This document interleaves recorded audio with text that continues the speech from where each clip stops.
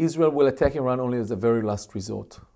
Only if anything else fails. Israel doesn't want and would be extremely stressed if having to do so. There would be repercussions. Iran is able to execute the launch of surface-to-surface long-range Shihab missiles that can hit Israel. Iran is able to activate Hezbollah, again like happened in summer of 2006.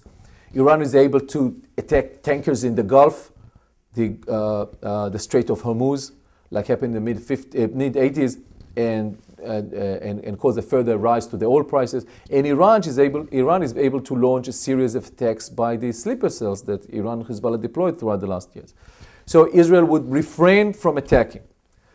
But if anything else fails, then Israel already made it very clear when attacking the reactor in Syria in the stealth bombing exactly a year ago, in September of 2006, that it still adopts what was termed the Begin Doctrine after Menachem Begin's order to attack the Osirak reactor near Baghdad in 1981. Basically saying that Israel will never tolerate the fact that a hostile country that calls for its destructions holds the means to deliver this destruction.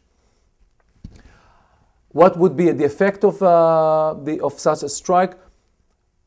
I would say this. There is a joint American-Israeli group who is working on plans to attack. Plans. They are not still initiating anything, but armies and intelligence services are working always on plans. This group is not talking about destroying the project. The Iranians have learned the lessons from what happened to Iraqis. They spread their military nuclear efforts in many sites, some of them underground, some of them secrets, always heavily guarded with anti-aircraft missiles. So the working group is talking only about delaying the project and not destroying it.